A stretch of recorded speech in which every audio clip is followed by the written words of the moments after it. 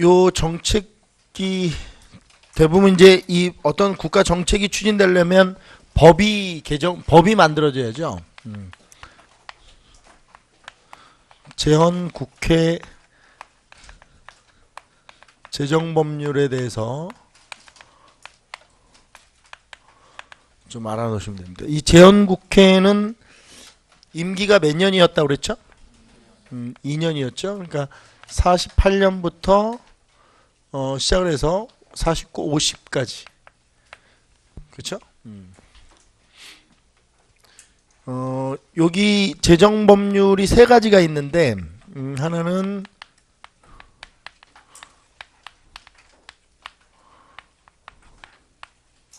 반민족행위처벌법. 요건 이제 친일파 청산과 관련된 법이겠죠? 반민족행위처벌법. 그 다음에 농지개혁법.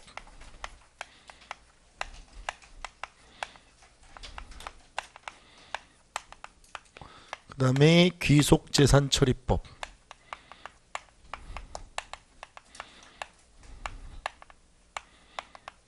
요걸 좀 알아보시면 됩니다. 일단 이 반민족행위처벌법은 48년 9월 바로 제정되는 거죠. 대한민국 정부가 출범하고 나서 제일 먼저 제정된 법률이 반민족행위처벌법이고 이게 이제 49년 6월 이렇게 됩니다. 귀속재산처리법은 49년 12월 이렇게 요게 그 재헌국회에서 제정한 법률이다 이렇게 보시면 됩니다. 요 세 개를 이제 1시간 동안 알아보는 거예요. 정책이라고 해서 반민족행위처벌법에 대해서 알아보고 농지개혁법, 귀속재산처리법 이렇게 하나씩 알아보시면 됩니다. 자, 일단 1번 반민족행위처벌법부터 정리를 좀 할게요.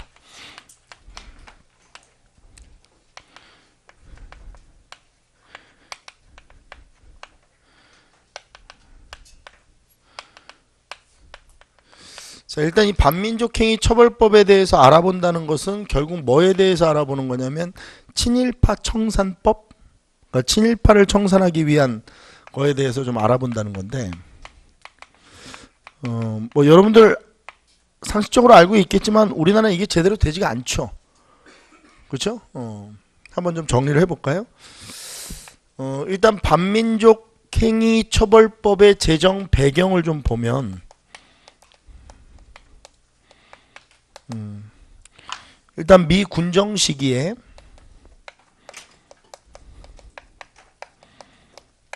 현상 유지책이 사용되면서 친일파들이 이게 살 수 있는 어떤 이 공간을 다 확보해 버렸죠.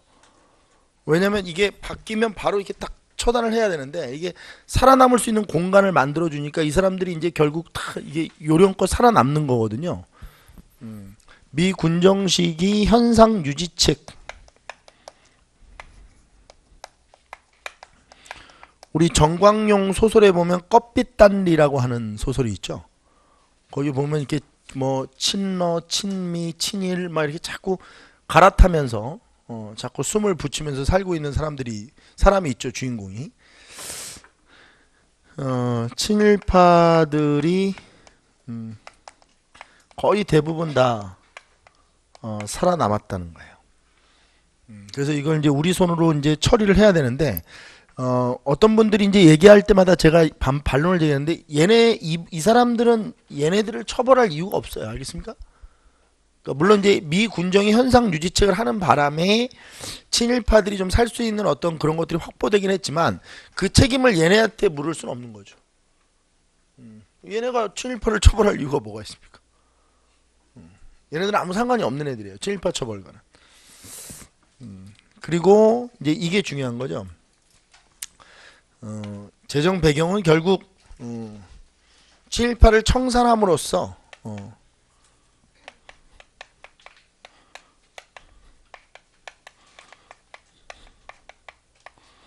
동안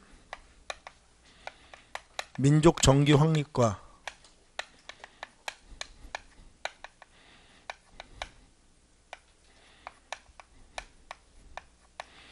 제가 여러분들 앞에서 맨날 떠드는 역사적 정의. 이게 재정 배경이겠죠.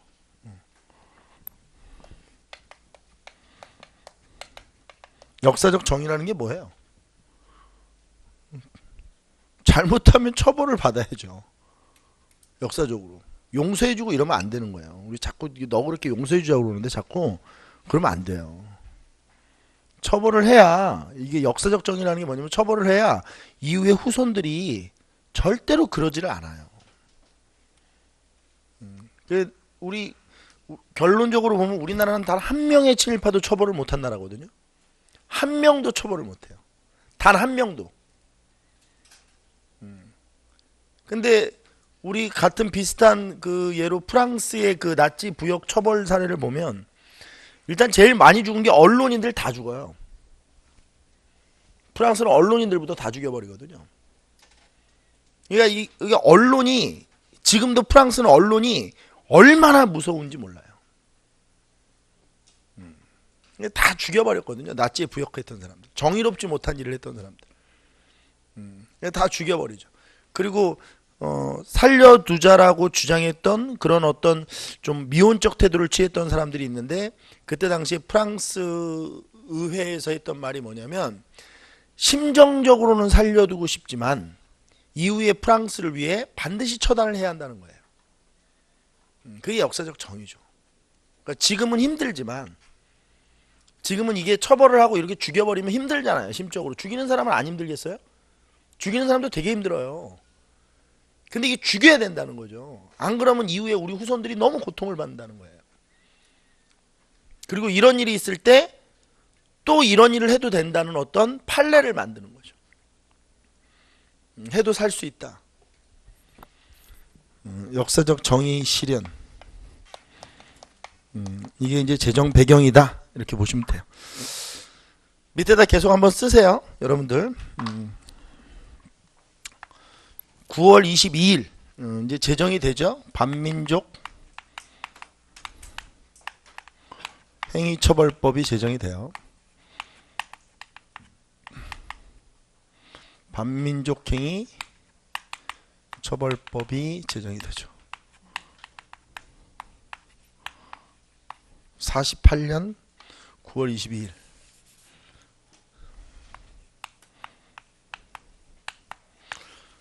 이 반민족 행위 처벌법에 의해서 뭐가 만들어지냐면 반민특위가 구성이 됩니다. 약칭으로 할게요. 반민특위라는 것은 반민족 행위 처벌 특별위원회라는 뜻이에요. 반민족 행위 처벌 특별위원회. 이게 반민특위가 구성되었다. 이게 재헌 국회의원 10명으로 구성됩니다.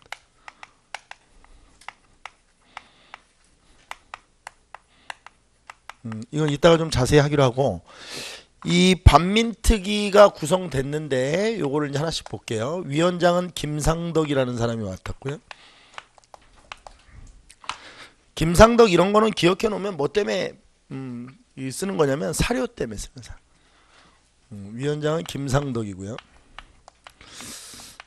그리고 특별재판부, 특별검찰부, 특별경찰부 이런 것도 이제 설치됩니다. 그러니까 독자적 그 조사권도 있고, 이걸 이제 검찰에서 조사도, 그러니까 경찰, 검찰 이게 다 특별히 있는 거예요. 그 다음에 뭐까지 할 수 있는? 재판까지 할 수 있는 거죠. 특별재판부 이 안에 들어있는 거예요. 반민특위 안에. 특별재판부, 특별검찰부,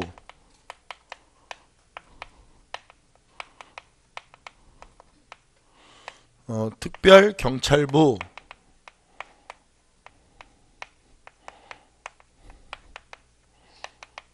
이런 게 이제 설치가 되는 거죠.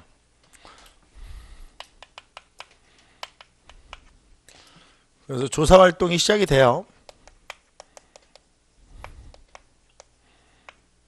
이때 이제 체포된 사람이 이곽 박흥식부터 체포가 되죠. 박흥식이 누구냐면 우리나라 그 친일 자본가의 대표적인 인물인데, 일제시대 때 화신백화점이라고 우리나라 최초의 백화점이 있어요. 그 백화점 설립자이기도 합니다. 자본가라고 보시면 돼요. 자본가. 이게 일제시대 때 이렇게 일본 비위 잘 맞춰가면서 돈 많이 모았던 사람이다. 이렇게 보시면 돼요. 그리고 우리나라 이제 그 불쌍한 사람들, 가난한 사람, 원래 자본가라는 게 이때 일제시대 때는 그렇거든요. 불쌍한 사람들 피 빨아먹고 그렇게 해서 이제 자본을 축적한 사람이에요. 그 다음에 노덕술. 이 사람이 좀 기억을 해야 되는데, 이 노덕술이, 이 사람이 고등경찰 형사거든요. 뭐라고요? 우리 고등경찰이 뭐 했던 곳이죠? 독립운동가 체포했던 곳. 여기서 이제 일화를 좀 설명을 해야 되는데, 일화를 설명해야 돼요. 이 노덕술이 고등경찰 하면서 제일 많이 체포했던 사람들이 누구냐면 독립운동가들인데, 그게 공산주의자들이에요. 뭐라고요? 공산주의자들이 대부분 그때 당시엔 독립운동했으니까. 노덕술이 했던 유명한 얘기가 있죠. 자기는 지나가다가 공산주의가 빨갱이들 냄새를 맡을 수 있다고 했던 사람. 하도 공산주의자들을 죽여가지고 그러니까 피 냄새를 맡을 수 있다고. 빨갱이들은 피 냄새가 다르다. 아주 지독한 악취가 난다. 뭐 이렇게 얘기했던 사람이거든. 근데 이 장면을 잘 보셔야 돼요. 우리나라 친일파 처벌이 안 된 가장 큰 이유가 이거거든요. 제가 지금 하는 말 잘 들어야 돼요. 해방 이후에 이승만이가 노덕술의 손을 꼭 붙잡고 이승만이가 내가 자네 같은 사람들 때문에 두 발을 뻗고 편히 잘 수 있었던 것이다. 이승만이가 실제로 했던 얘기거든요. 이게 무슨 얘기예요? 그래도 이 명색이 이승만이는 독립운동가인데. 그렇죠. 반공이 반공. 이승만이는 자신의 정치 세력을 결집하기 위해서 반공주의자들이 필요했던 거예요. 해방 이후에. 그럼 이거를 이제 문장으로 풀어보면 이렇게 되는 거예요. 반민족 행위자를 처벌해야 한다는 민족적 과업이 이데올로기 앞에서 무릎을 꿇은 거예요. 우리나라는 친일파를 처벌하는 것보다 빨갱이를 죽이는 게 더 중요한 나라예요. 해방 이후에. 그래서 이게 성공을 못해요. 정리되세요? 너무 근데 어떻게 보면 충격적이죠. 그렇죠? 그러니까 우리나라는 친일파를 처벌하는 것보다 빨갱이를 죽이는 게 먼저예요. 근데 일제시대 때 빨갱이 제일 잘 죽였던 사람이 이 노덕술 같은 사람입니다. 이 사람들이 필요하죠. 노하우가 있는 사람들. 실제로 이 사람이 경찰인데 나중에 보면 반민특위 습격 사건이 일어나고 그래요. 경찰들이 반민특위 사무실 막 습격하고 그러거든요. 49년 6월 6일에 이걸 66 사건이라고 하는데, 습격해서 그 재헌국회의원들이 활동했던 국회의원들 10명 이게 뒤로 다 묶어놓고 때리고 그래요. 경찰들이 국회의원을. 개념이 없는 거죠. 국회의원이 뭔지 모르는 거예요. 이게 하나하나가 대표적인 헌법기관인지에 대한 이해가 없는 거죠. 국회의원은 한 사람 한 사람이 헌법기관인 거 아시죠? 법을 만드는 사람이니까. 이게 어마어마해요, 권한이. 그걸 묶어놓고 이제 때린 거예요. 때리면서 뭐라고 했다고 그래요? 경찰들이? 빨갱이 새끼들. 우리나라는 그러면 끝나요. 뭐 국회의원이고 나발이고 필요 없어요. 빨갱이 새끼면 다 죽는 거야. 우리나라는. 빨갱이 새끼들. 막 이렇게 때리는 거예요. 경찰이.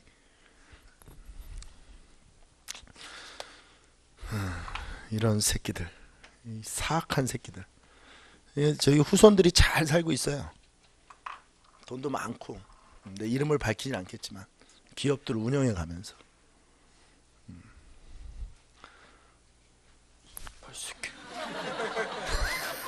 한 번 하고 넘어가요. 그다음에 우리 잘 알고 있는 사람들, 뭐 굉장히 낯익은 사람들 나오죠. 이광수. 친한 것 같아요, 그렇죠? 하도 들어가지고 최남선, 최린, 이런 사람들은 이제 구속 영장이 발부되죠.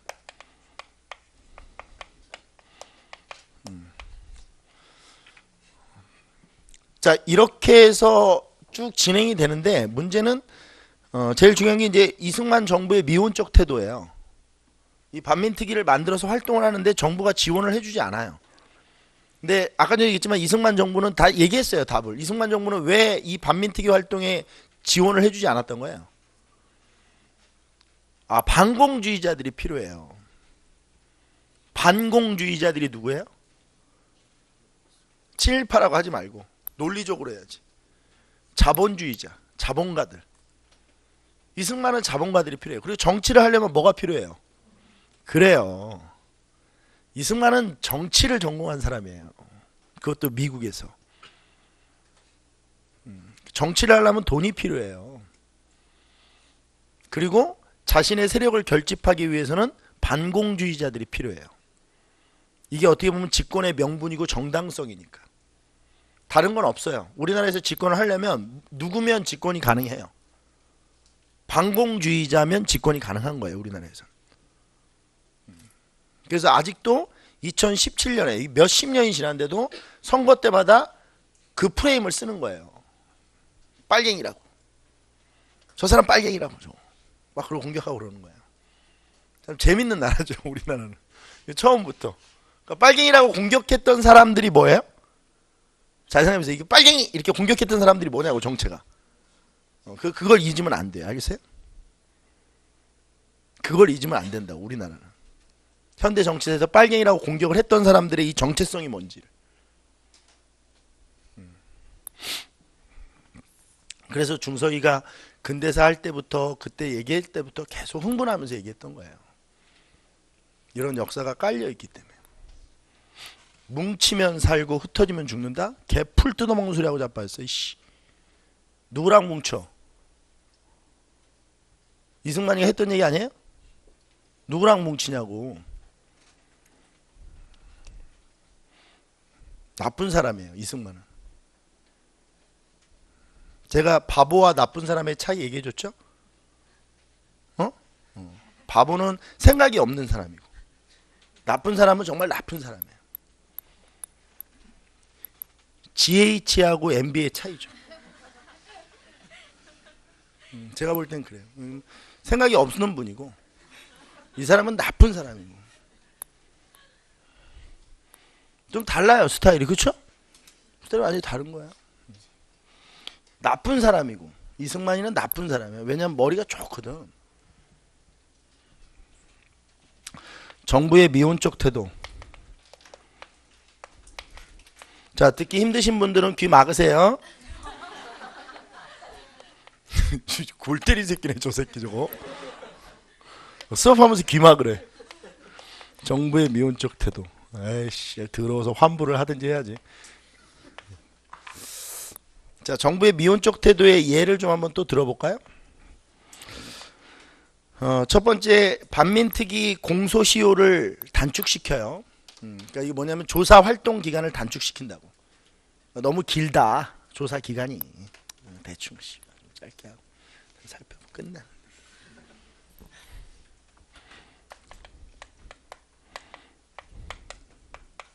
반민특위 조사 기간을 단축시킨다. 벌써 미온적 태도가 있는 거죠. 그러니까 뭔가 좀 하기 싫은 거예요. 그러니까 막 국민들의 요구로 하긴 해야 하는데, 왜냐면 국민들은 대부분 친일파 청산해야 된다라고 하는 거니까 하긴 해야 되는데, 안에 내부로 들어가 보면 얘네들 다 죽이면 씨발 반공주의자들이 없어. 그게 난감하지, 정치적으로.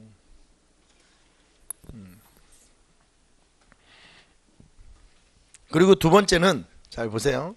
이것도 재밌는데, 이럴 때마다 우리나라에서 일으키는 사건이 있어요. 간첩 사건이 일어나요. 그래서 몇 명을 싹 죽여요. 그러면 이걸 이제 공안 정국이라고 해서 싹 순식간에 얼어붙어요, 나라가. 이 새끼 간첩 딱 이렇게 해서 싹 죽이면, 정말 간첩이 있는 거야? 막 이러면서 싹 얼어버려요. 그럼 말 조심하게 되죠. 이게 이제 국회 프락치 사건이라고 해서 소장파 국회의원들이, 그러니까 젊은 국회의원들이 남로당 프락치 활동을 했다라고 해서 쓰여가지고 죽이는 거예요. 전혀 프락치 활동하지 않았어요. 나중에 다 밝혀진 거지만 그냥 죽인 거예요. 제가 저희 선배 있었던 얘기 해줬나요? 멀쩡한 선배가 잡혀갔다가 몇 달 있다가 나타나가지고 말을 못해요. 그래서 술 먹다가 형 왜 그러는 거야 도대체, 얘기 좀 해봐 씨발. 왜 이렇게 됐어? 조용히 해. 너 조용히 하고 있어. 너도 조용히 해. 계속 그러는 거야. 나중에 이제 알고 보니까 그냥 잡혀간 거야. 운동하다가. 자기 자취방에 가니까 자기도 모르던 책들이 쫙 꽂혀져 있더래. 자기가 산 책도 아닌데. 빨갱이야. 그런 책 읽으면. 저 아닌데요. 그랬더니 뭘 아니야. 네 책 꽂이 이게 다 들어있는데. 걔네들이 가서 꽂아놓고 잡아가고 그러는 거야. 그게 어디에 나오냐면 변호인에 나와. 영화 변호인 보면. 대학생들 집 돌아다니면서 책꽂이에다 책 싹 꽂아놓고 싹 잡아들이는 거야. 무슨 소리예요? 저는 아닌데요. 이 책 네 집에서 나온 건데 무슨 소리야? 씨. 그러면서 때리면 끝나는 거야. 싸움은 끝. 종결. 근데 거기다 대고 이제 얘기하면 다 북한의 지령을 받고 움직이는 새끼들이 돼. 우리나라에서. 아무 말도 못해. 가만히 있어야 돼 그냥. 이게 국회 뿌락지 사건이에요. 49년에 일어났던. 그리고 여기서도 2명이 연루됐. 이러면 이제 얘기가 달라지는 거죠.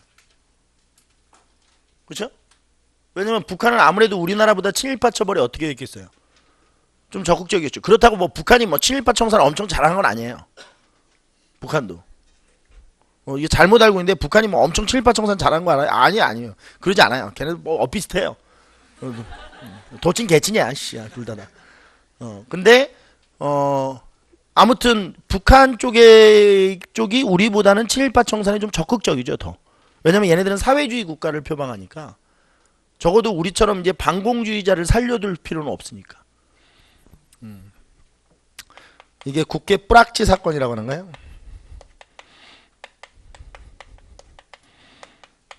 내용이 어떻게 된다고요? 간첩으로 모는 거예요. 소장파 국회의원들을. 젊은 국회의원들.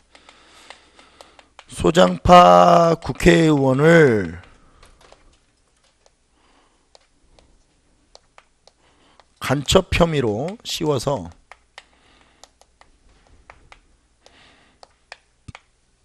사건을 일으킨 거죠. 49년이에요. 순식간에 얼어붙는다니까. 저 알죠? 우리나라에선 간첩 사건이라면 순식간에 얼어붙어요. 여러분들은 못 느껴요. 옛날에는 그랬어요. 옛날에는 간첩 잡으라고 얼마나 학교에서 가르쳤는지 알아요? 보고 또 보자. 이상하면 신고하자. 뭐 이러면서. 그 다음에 세 번째, 이게 이제 결정적인데 반민특위 습격 사건이 일어나요. 친일 경찰들이 이 사무실을 습격해요. 노독수를 풀어달라고. 이 사람이 지금으로 얘기하면 서울 경찰청장이었거든. 우리나라가 이런 나라야. 그러면서 이 경찰들이 한 얘기가 있어요. 노덕술 같은 저런 훌륭한 사람을. 왜? 일제시대 때 이 사람이 뭘 제일 많이 했던 사람이야. 아이, 독립운동가라고 하면 안 되지. 그렇지. 공산주의자를 가장 많이 죽였던 사람인데 영웅 아니야. 영웅. 이 사람을 체포하면 어떡해. 공산주의자 제일 많이 죽였던 사람인데. 응? 반민특위 습격 사건. 반민특위 습격 사건이나.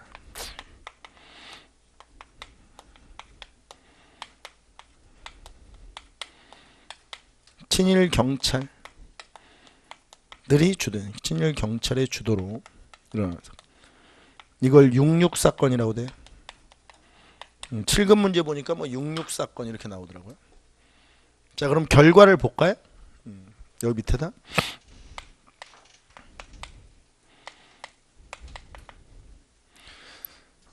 조사를 받은 거는 680여 명 정도가 조사를 받았어요. 실제로 조사 받은 건수는.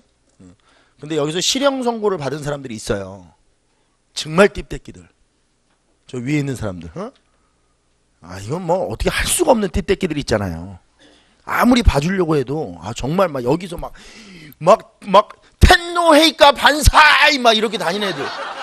이걸 어떻게 할 수가 없는 애들. 여기 막 우길승천기 이런 거 막 슈퍼맨처럼 딱 이렇게 걸고 다녔던 애들이 있거든. 무슨 말인지 알겠죠? 그러니까 좀 어떻게 봐주려고 해도 도저히 봐줄 수 없는 애들. 너무 똥을 많이 싸가지고 치워도 계속 나오는 애들. 그런 애들 12명이 실형 선고를 받아요. 그러니까 680여 건 중에서 실형 선고가 받은 거는, 그러니까 680여 명 중에서 실형 선고 받은 사람은 몇 명밖에 없어요? 12명밖에 없는데, 더 중요한 거는 이후에 반민특위 공소시효가 만료되면서 12명이 다 풀려나요. 그러니까 우리나라는 단 한 명의 친일파도 처벌을 못해요. 아, 정말 역사적인 나라죠. 35년 동안 일제 지배를 받았는데 친일파 처벌을 단 한 명도 못해요. 한 명도. 한 명이라도 했으면 이렇게 억울하지도 않아. 한 명도 못해. 한 명도. 아, 정말 해도 너무한다. 그죠? 어떻게 한 명을 못할 수가 있냐고. 응? 그 사람들이 살아서 이렇게 된 거야 다. 응?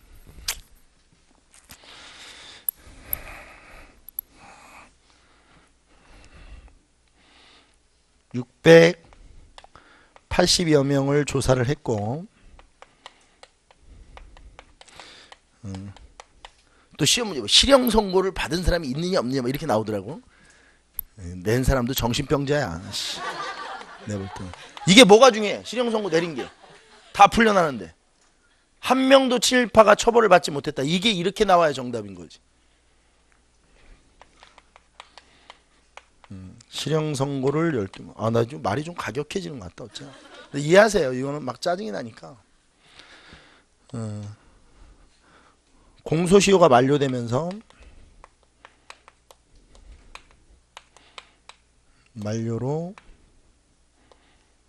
전원 석방됩니다.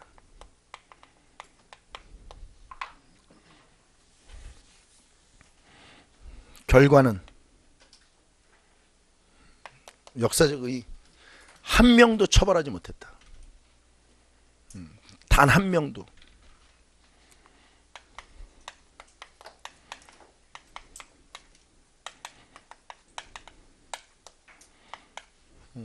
그 사람들이 지금도 그 사람들의 후손들, 내 이름 다 알고 있는데 국회의원들 중에도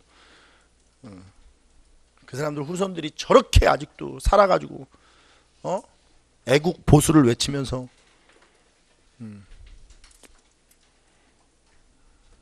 좀 너무 화가 많이 납니다.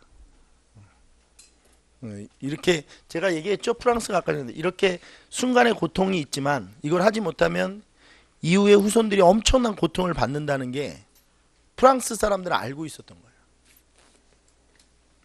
프랑스는. 그래서 프랑스는 우리보다 선진국인 거예요. 역사적으로 봤을 때. 이 사람은 살려야 되지 않겠느냐라고 했을 때 프랑스에서 의회에서 했던 얘기가 그 얘기야. 이 사람은 좀 처벌하기 아깝다. 좋은 일도 한 게 있는데.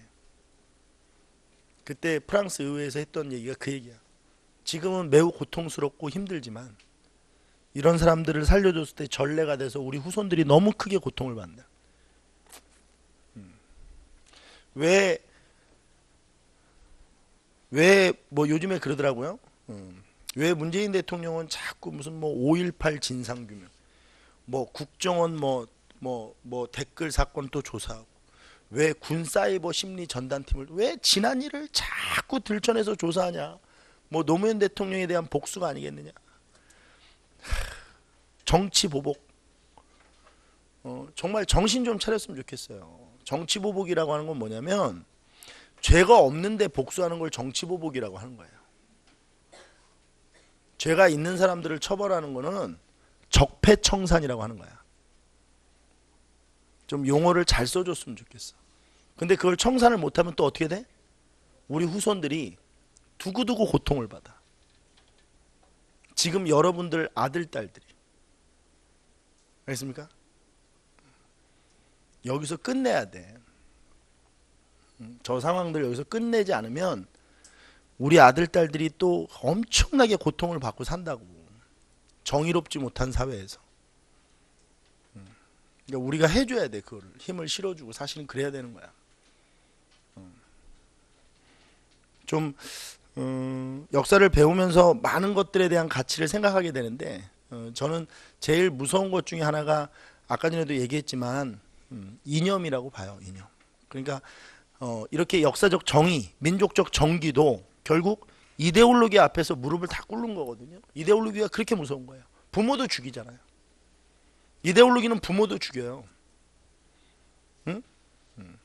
공산주의자들이 잘하는 짓이 그거였거든요. 부모도 막 죽여요. 그렇게 무서운 거예요, 이데올로기.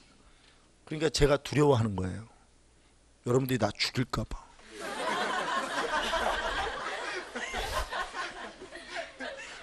하도 진지해서 농담한 거예요.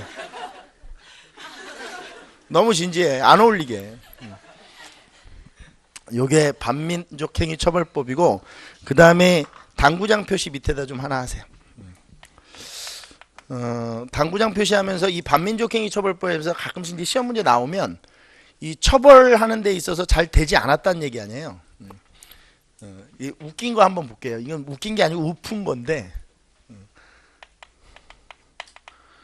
처벌 예외자들이 이게 쭉 열거돼요. 그러니까 처벌을 해야 되는데 예외로 해줘야 될 사람들.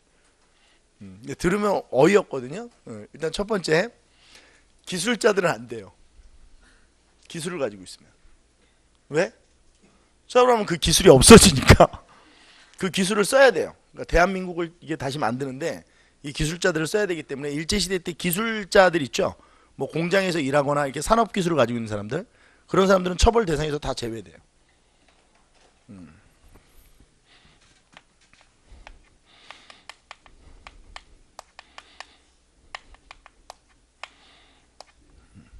이게 상징적으로 보여주는 게 뭐냐면, 이거 하나만 써놓으시면 돼요. 상징적으로 보여주는 게 뭐냐면 처벌할 마음이 없는 거야. 알겠어요? 그리고 7.18을 청산하는 문제를 가지고는 이것저것 계산하면 돼, 안 돼? 이 사람 죽이면 이거 이 사람 제거하면 이거 우리나라 국가 성장하는데 지장이 있는데 이 사람 하면 얼마 전에 많이 봤잖아.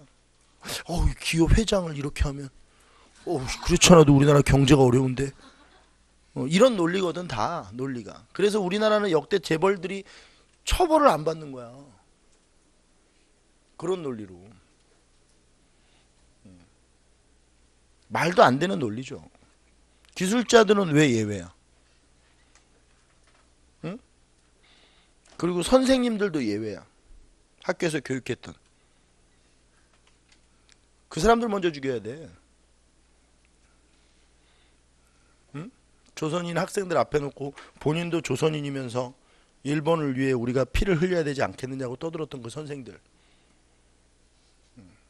그렇죠? 정의롭지 못한 걸 가르쳐줬던.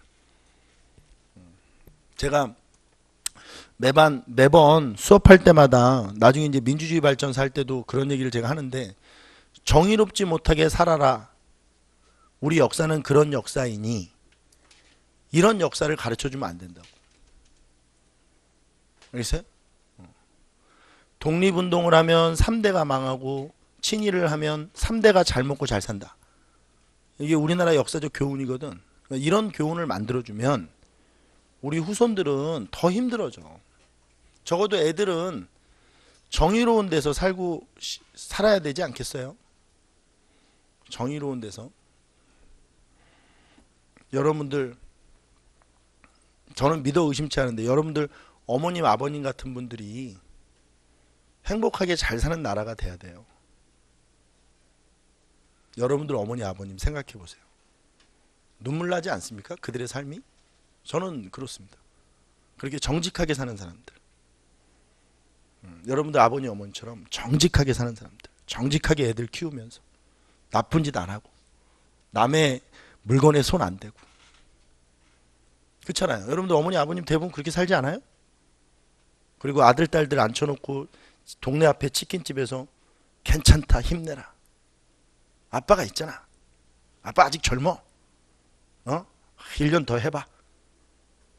이런 분들이 건강하게 잘 살 수 있는 사회가 돼야 돼요. 그분들은 정말 정직한 분들이거든요. 그분들은 정말 정직한 분들이에요. 근데 우리가 뉴스나 이런 데서 나오는 사람들 보면 너무 못된 사람들이 많잖아요. 어머니 아버님 존경해 주세요. 저는 그렇게 생각해요. 여러분들 어머님 아버님 같은 묵묵하게 일하시는 분들이 있기 때문에 이 나라가 이렇게 더럽고 역hat해도 돌아가는 거예요. 그 밑에서 그렇게 받쳐주고 있는 사람들이 있어서. 떨어질 때마다 저는 그런 생각해요. 여러분들 그 떨어져서 오잖아요. 국가직 떨어져서 오잖아요. 그럼 제가 해줄 수 있는 말이 뭐예요? 그래요. 한 번 더 도전해 보세요. 1년 더. 뭐 그런 말 해드리고 싶거든요. 근데 그거 결정하는 데까지 가장 영향을 주는 거는 부모님들 아닙니까, 사실? 한 번 더 1년 도전하려면 돈이 들어가고 또 뭐 여러 가지 복잡한 상황들이 있잖아요. 특히 제가 여기서 나이 많으신 분들, 기혼자분들은 배우자께서 돈을 벌어서 지원을 해줘요. 그런 상황들. 저는 좀 그런 분들이 잘 됐으면 좋겠습니다. 개인 진짜 소망입니다. 그리고 그런 분들이 좀 정정당당하게 이러면 안 되잖아요. 이렇게 딱 얘기할 수 있는 사회. 그런 멋있는 사회가 돼야죠. 그런 멋있는 사회가 된 나라가 많아요. 그래서 유럽 사람들이 우리나라 사람들을 보고 이해를 못하는 거예요. 사회 구조나 정치 구조를 보고. 독일이나 프랑스나 영국이나 이런 나라를 우리가 왜 부러워하냐면 그런 나라는 이런 역사를 가지고 있지 않아요. 큰일 나요. 이런 거 하면 이런 짓 하잖아요. 그러니까 친일을 한 것보다 친일을 한 사람을 이렇게 봐주는 역사를 만들어 놓잖아요. 그럼 큰일 나는 나라들이에요. 그 나라들은. 그래서 제가 무슨 얘기인지 알겠죠. 잘못한 것보다 그 잘못을 용서해 준 사람들이 더 문제예요. 그거는 자기 편하자고 용서해 준 거거든. 왜? 자기가 좀 이렇게 힘들지 않으려고. 그렇죠? 용서해 주면 좋거든. 왜냐면 사람 죽이고 자기 손에 피 묻으면 싫잖아, 자기도. 그럼 자기 편하려고 용서해 줘서 이렇게 후손들을 몇십 년씩 괴롭히는 사람들이거든. 이것만 됐다면 얘기가 달라졌어. 우리나라 역사는 정말 달라졌을 거예요. 이것만 됐어도. 그리고 남의 나라 수도 한복판에서 저렇게 다른 나라 국기를 흔드는 일은 없을 거예요, 아마. 제 생각에는. 이것만 됐어도. 그게 뭐가 부끄럽고 잘못인지도 모르고 흔드는 거거든요. 이런 역사를 만들어 놔가지고. 자, 여기까지 하죠. 친일파 청사는 두 번째 농지개혁법이에요.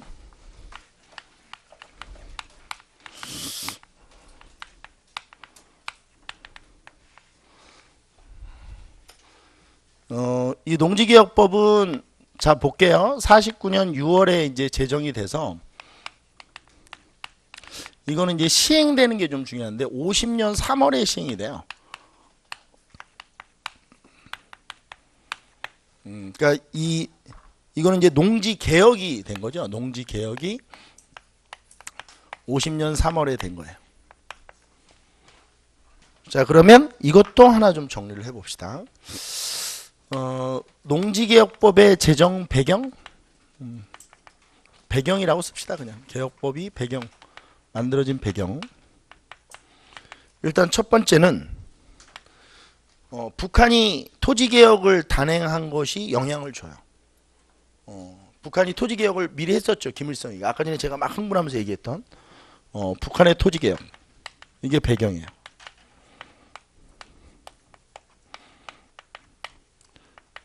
이게 되게 이른 시기에 되죠. 46년 3월에 토지개혁이 일어나니까 그것도 무상몰수, 무상분배 뭐 이런 방법으로 토지개혁이 일어나요. 무상몰수, 무상분배.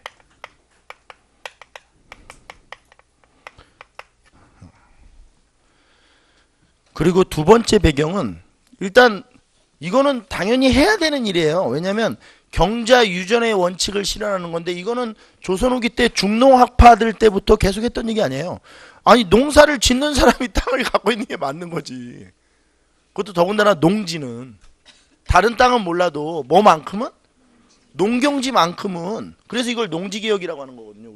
우리나라는 토지개혁이 아니고 뭐예요? 농지를 개혁해요. 우리나라는. 그러니까 농사를 짓는 사람이 농사 짓는 땅만큼은 가지고 있는 게 맞죠. 다른 무슨 산업 어떻게 보면 이제 산업지구들은 뭐 아니더라도 도시에 있는 땅은 뭐 지주들이 땅을 갖고 있는 사람들이 따로 있더라도 결국 농사짓는 땅만큼은 농민이 갖고 있는 게 맞죠. 경자 유전의 원칙을 실현하는 겁니다. 경자 유전의 원칙 실현. 이걸 이제 제정 배경이라고 보면 되고요. 그 다음에 이 농지개혁법 제정 이전 이게 이제 무슨 얘기냐면 이 농지개혁법이 제정되기 이전에 미군정 시기 있죠. 미군정 시기. 미군정 시기 때에 일부 토지가 농민들에게 넘어가거든요. 그거를 좀 정리하셔야 돼요. 그러니까 쉽게 얘기하면 해방 이후 우리나라 토지, 농지가 농민들에게 이렇게 넘어가는 과정을 농지개혁법과 함께 묶어서 연결하는 거예요. 제정 이전, 이게 이제 미군정 시기. 제정 이전에 토지 분배가 일어나고 있다는, 토지 개혁이죠. 토지 개혁이 일어나고 있다는 이 상황을 정리를 좀 하셔야 돼요. 요 부분이 나오면 수험생분들이 좀 어려워하세요. 자, 첫 번째, 요거는 토지개혁과 관련되어 있는 건 아닌데 미군정 시기 때 농업정책이거든요.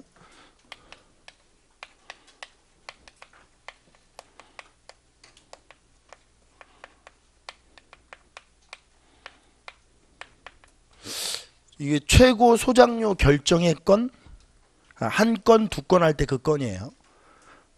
건, 이게 45년에 제정이 되는데, 이거는 이제 미군정이 시작되고 나니까 농민들의 삶이 너무 안 좋은 거야. 와서 보니까, 군정을 시작하고 나서 보는데 왜 안 좋은가 봤더니 무슨 소작료가 막 70%씩 돼. 이거 누가 만들어 놓은 거라 그랬어? 일본 애들이 3.7제 소작료 이런 거 만들어 놓은 거거든. 그러니까 이제 미 군정에서 대부분의 조선인들이 또 소작농들이 많고 뭐 이랬던 삶을 살았던 사람들인데, 그래서 안 되겠다 그래서 최고 소작료를 3분의 1로 법으로 정한 거예요. 그러니까 3분의 1 이상 소작료를 못 받도록.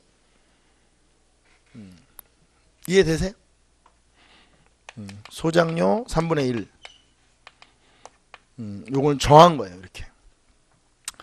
그리고 이제 여기서부터가 이제 중요한데, 신안공사가 설치돼요.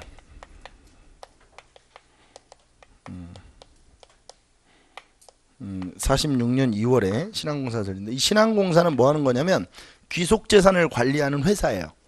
우리 공사가 들어가면 우리 지금의 공사 알죠? 공기업들? 대한주택공사, 대한가스공사, 이렇게 공사들 있잖아요. 그 공사예요. 신안공사. 귀속재산을 관리하는 건데,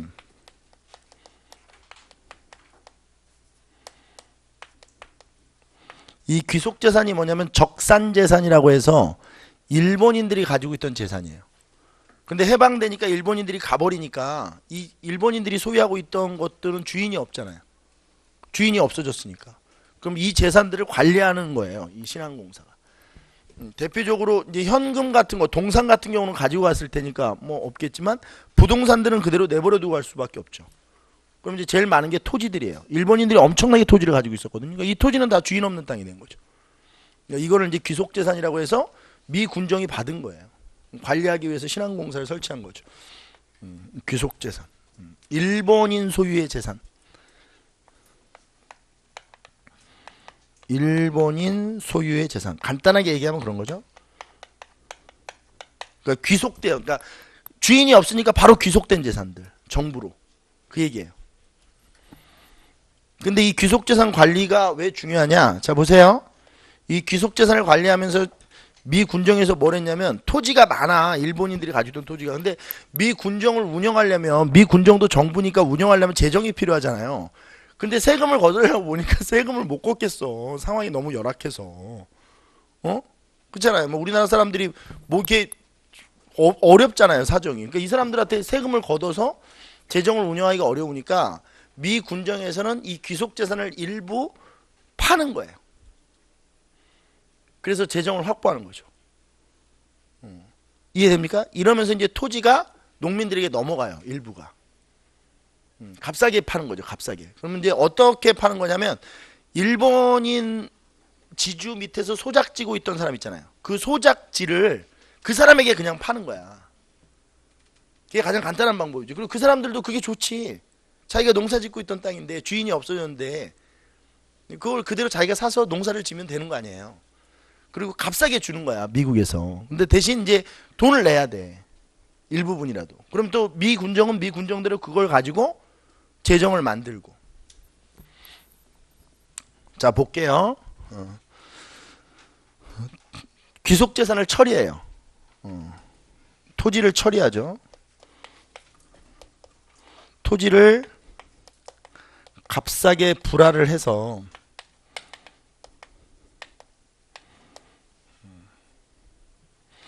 재정을 확보하는 거예요. 미군정 재정을 확보하는 거죠.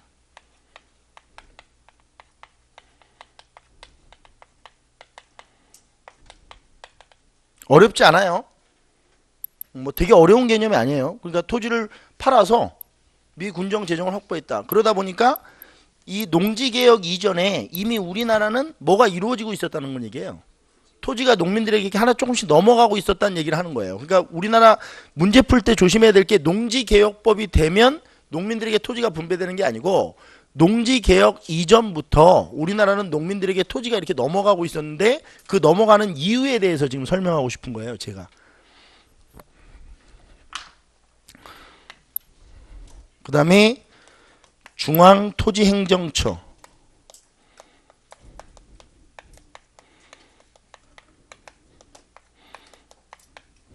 이건 뭐냐면 신한공사가 이걸로 이름이 바뀐 거예요. 그냥 변경된 거죠. 그래서 신한공사가 관리하고 있던 거는 뭐 공장도 있고 땅도 있을 거 아니에요. 근데 이 중에서 땅만 토지만 관리하는 회사를 다시 별도로 만든 거예요. 이게 중앙토지행정처라는 거예요.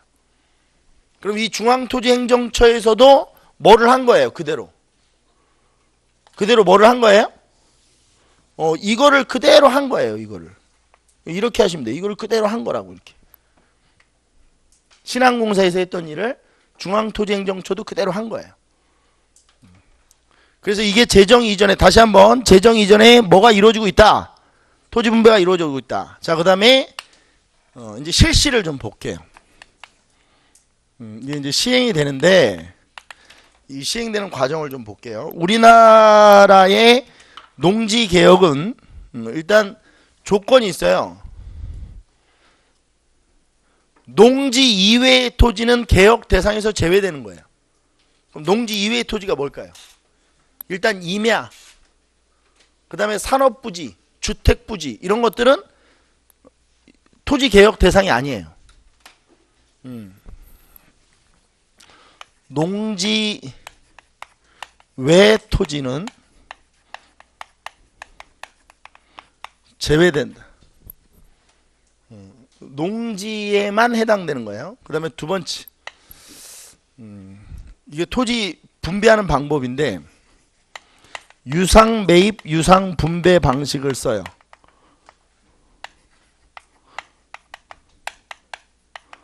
우리나라는 아무래도 이제 체제 자체가 자본주의 체제니까 토지를 그냥 국가가 막 이렇게 압류할 수는 없죠. 그러니까 돈을 주고 사는 거예요. 근데 이 유상 매입하는 방법을 잘 보셔야 돼요.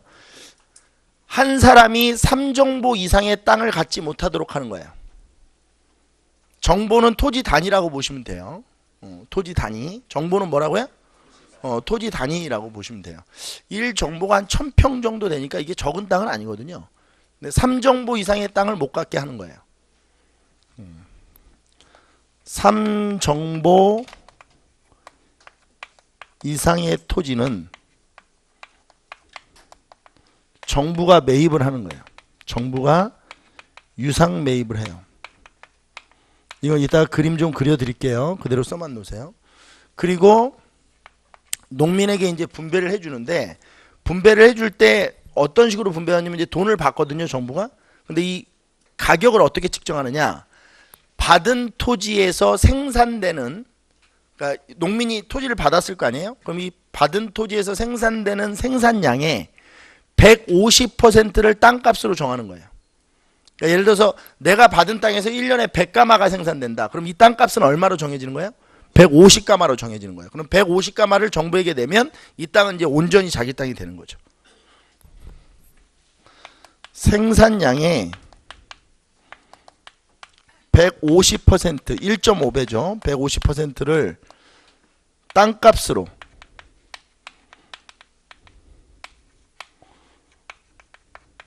정한 후 분배를 하는 거예요. 근데 가만히 생각해 보면 아니 150% 정도의 땅값을 측정하면 이게 만약에 살 돈이 있는 사람들은 미리 이미 샀지 않았겠어요? 그러니까 돈이 이걸 어떻게 줘요? 그러니까 이걸 5년간 분할 상환하도록 해주는 거예요.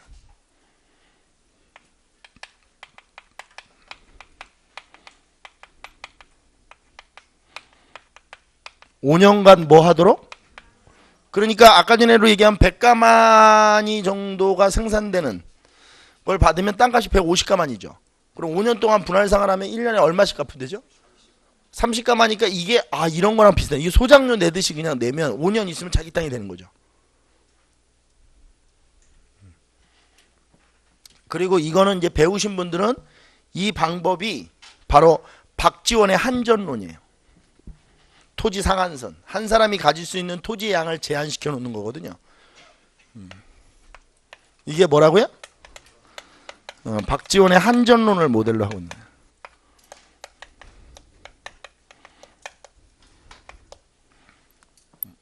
안 배우신 분들은 넘어가시면 돼요. 자, 그림을 한번 그려볼게요. 자, 지주가 한 사람 있어요. 이 지주가 땅을 이만큼 갖고 있어요. 자, 한 사람이 가지고 있는 거예요, 이 땅을. 근데 이 사람이 가질 수 있는 땅의 양은 이제 3정보예요. 이거밖에 못 가져요. 이 사람이 이제 법적으로 가질 수 있는 땅은 이 정도예요. 그러면 이 나머지 땅은 국가가 어떻게 해야 돼요? 국가에게 매입을 해야 돼요. 국가가 매입을 하는 거죠.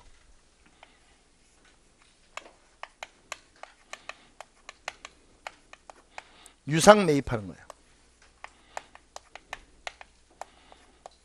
그럼 국가는 이 사람에게 돈을 줘야 되나요? 근데 돈이 국가가 어디 있어요? 그리고 이 사람 손에다 뭘 쥐어주냐면 지가 증권을 쥐어줘요. 갚겠다는 약속이죠. 이 사람에게 뭘 줘요? 지가 증권을 줘요. 그러니까 잘 갖고 있어. 돈 줄게. 국가가 이렇게 공식적으로. 그러면 이 국가가 이제 이걸 유상 매입해서 이거를 누구에게? 농민에게 유상 분배하는 거예요.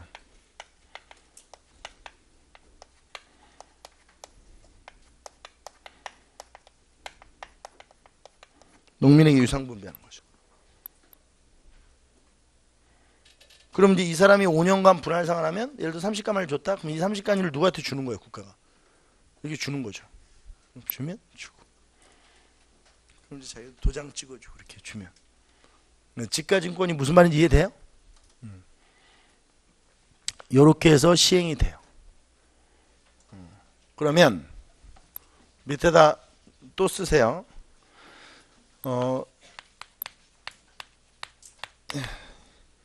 이 시행 결과 및 한계. 결과 및 한계라고 써야 될까요?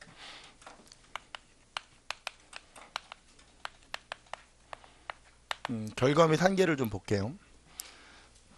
첫 번째는 우리나라에서는 이제 지주제가 확립돼요. 그러니까 지주 전후제는 해체된다고 보시면 됩니다. 그러니까 땅을 가지고 있는 사람들이 대부분 다 농민이에요.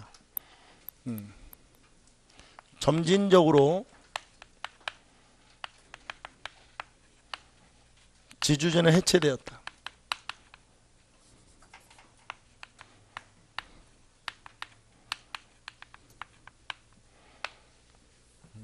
그 다음에 두 번째, 그러니까 결국 이 얘기는 경자 유전의 원칙이 실제로 실현됐다는 거예요. 그리고 결과적으로 보면 우리나라에서는 이게 중간에 50년 3월에 시행되는 게 뭐가 중요하냐면 50년 6월에 6.25 전쟁이 일어나요. 뭐가 일어나요? 그 6.25 전쟁으로 이게 중단되거든요.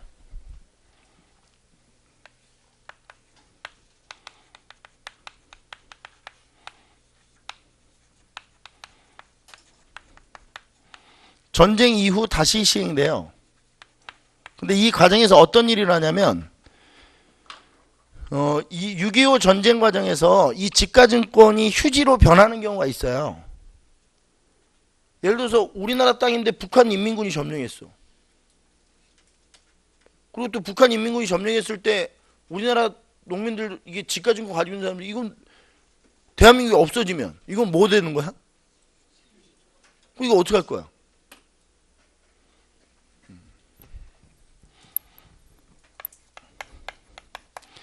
지주들이 정당한 대가를 받지 못해요. 이런 과정 속에서. 그래서 우리나라는 이 지주들이 산업자본가가 되질 못해요. 이게 지주들이 산업자본가로 발전을 못하는 것은 되게 중요해요. 이게 무슨 얘기냐면 대부분 서양 같은 경우는 땅을 가지고 있는 사람들이 이 땅을 매입해서 땅을 그러니까 이게 팔아서 매입이 아니고 땅을 팔아서 돈을 만들고 그 돈으로 공장을 지어서 산업자본가로 변신을 해요. 그러면서 그 사람들이 우리 그 산업을 발전시키거든요. 근데 우리나라는 그게 전혀 되지 않아요. 이 사람들이 정당한 대가를 못 받아가지고. 지주들이 산업자본가로 변신을 못해요. 우리나라는. 그리고 또 하나는 급속한 6.25 전쟁 당시 급속한 자경화 방지에 기여를 해요. 이것도 무슨 말인지 이해해야 되거든요. 급속한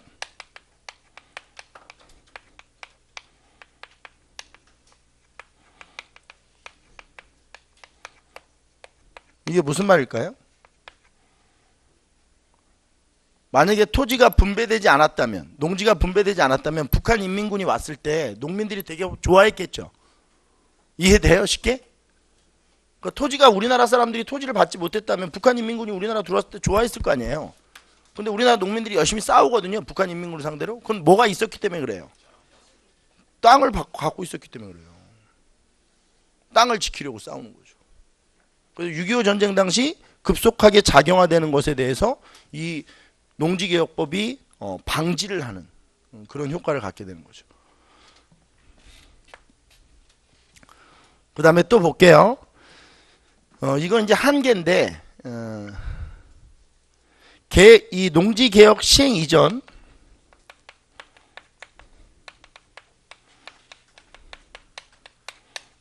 지주들의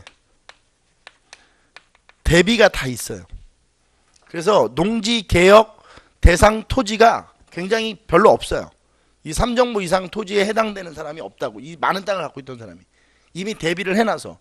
왜냐하면 이거는 북한의 토지개혁 이후에 너무 시간이 오래 걸려. 그래서 지주들이 이미 다 대비를 해놔요. 그러니까 쉽게 얘기하면 본인이 지주라면 땅을 많이 가지고 있어요. 그럼 우리나라에서 농지개혁이 토지개혁이 될 것 같아요. 그럼 어떻게 대비를 해놓겠어요? 제일 쉬운 방법이 뭐죠? 분산시켜 놓는 거죠. 친척들 명의로. 북한은 5정부 이상이었거든요. 무상몰수당하는 토지가. 그러니까 자기가 많은 땅을 갖고 있으면 여러 친척들 명의로 조금씩 분산시켜 놓는 거예요. 그럼 농지개혁 대상 토지가 없는 거죠. 그러니까 차명 토지를 만들어 놓거나. 그리고 또 하나는 미리 조금 어떻게 하면 돼요?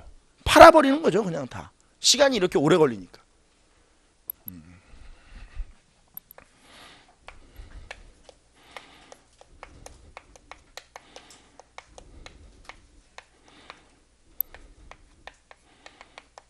농지개혁 대상 토지가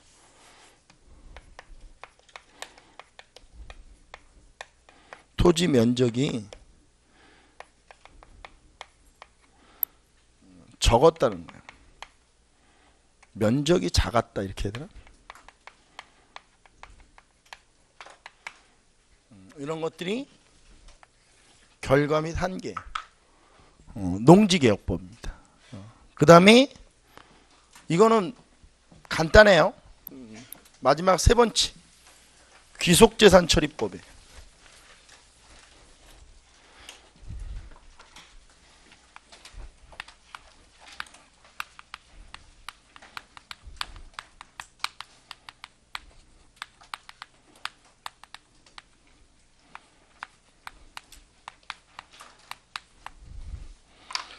귀속재산이 뭐라고 했어요? 제가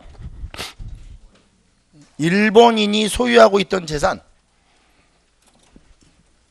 그럼 이제 상황을 좀 볼게요. 그림을 좀 그려서. 자, 해방이 됐어요. 미 군정 시기에 귀속재산을 신한공사가 관리했다며요.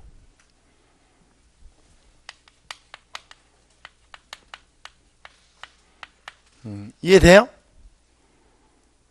해방 이후에 우리나라에 미 군정이 들어서고 귀속재산을 누가 관리했대요? 그러면 대한민국 정부 수립 이후에는 귀속재산을 대한민국 정부가 넘겨받았을 거 아니에요.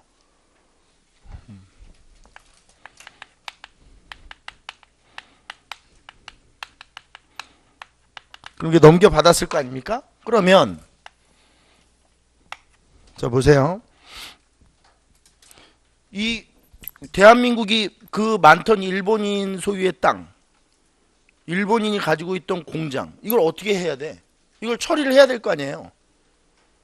그래서 법을 만든 거야. 그게 귀속재산 처리법이에요.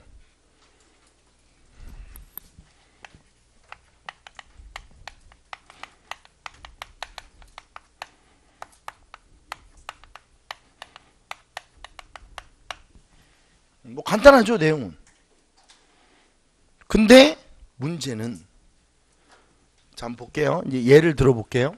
이제 예로 이해하시는 게 편한데, 자, 예를 들어서 일본인이 소유하고 있던 공장이 하나 있어요.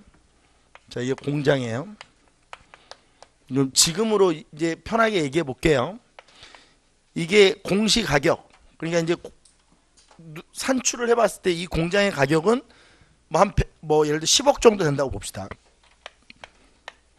공시가격이 한 10억 정도 된다고 봐요.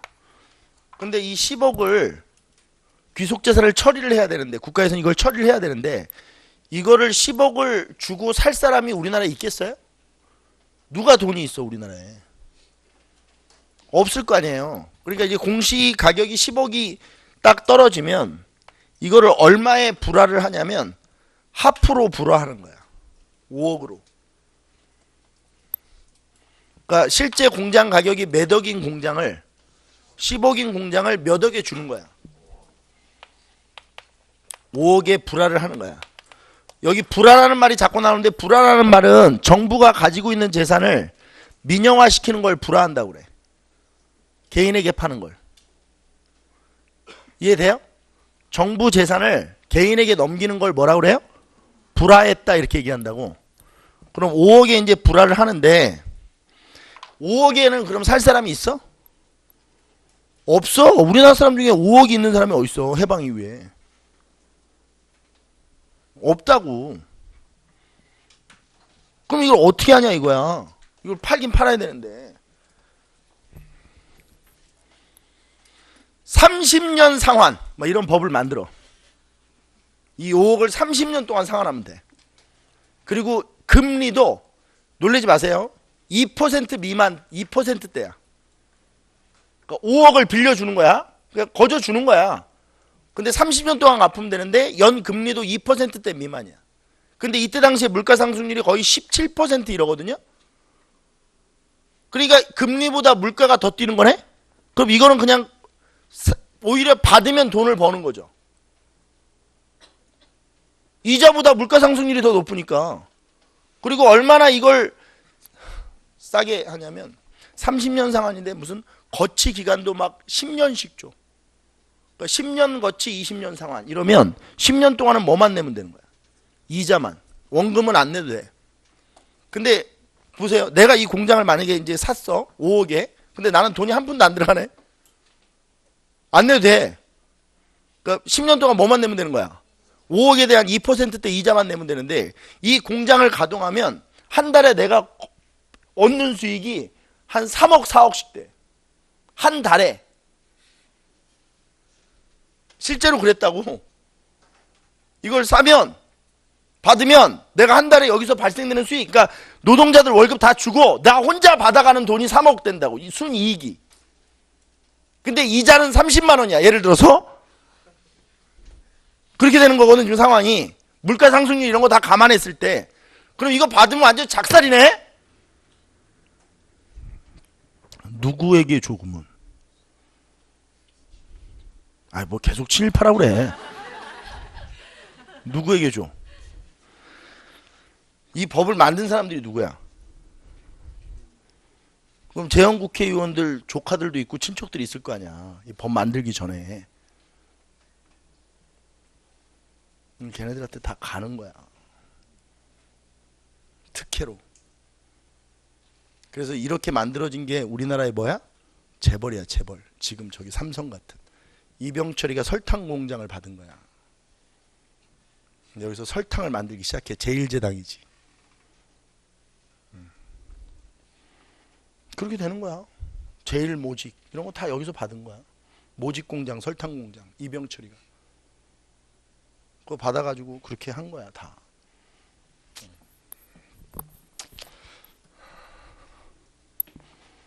금리도 저금리고 저금리로 해주고 그 다음에 상환 기간도 길고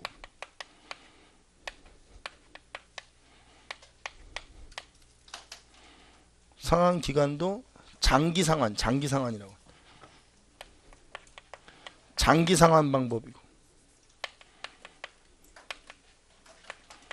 그래서 결국 이 공장을 불하는 과정에서 정부 특혜와 불법이 자행되고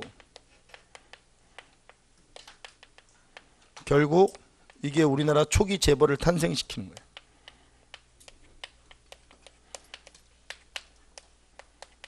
그럼 우리나라에 지금 얼마 전에 있는 이재용이가 구속된 정경유착이 어떻게 시작되는지 지금부터 얘기를 해드릴게요. 이걸 받았어, 이병철이가. 이병철, 이건희, 이재용으로 이어지는 거 알죠? 이병철이 이걸 받았어. 그러면 이렇게 값싸게 받아서 자기가 돈을 이렇게 많이 버는데 이거 해준 사람한테 일정 정도 떼어줘야 되는 건 맞지 않아? 도의적으로? 그럼 돌아가면서 국회의원들한테 얼마씩 줘야 되잖아. 그래야지 이거 사람 도의적으로 몇십억씩 한 달에 버는데 국회의원들한테 상납을 안 하면 돼? 그거 국회의원들 때문에 이렇게 받은 건데? 그리고 국회의원 받는 사람도 당연히 줘야 된다고 생각했겠지. 자기네들이 이렇게 벌게 해준 건데. 끝. 이러면 이제 상상은 여러분들한테 맡기면 돼. 이후에 우리나라 기업이 어떻게 운영됐는지. 이렇게 되면 이제 이게 말 그대로 뭐가 되는 거야? 그래. 이게 관례가 되는 거야. 그래서 떡값도 주고 그러는 거야. 떡값을 떡 먹다 죽어. 떡값을 막 3억씩 주잖아. 무슨 떡이 그렇게 비싸? 요렇게 세 개를 정리하면 대한민국 정부 출범 이후의 정책 세 개를 정리한 겁니다. 잠깐 쉬었다가 6.25 전쟁으로 넘어갑니다. 잠깐 쉬시죠.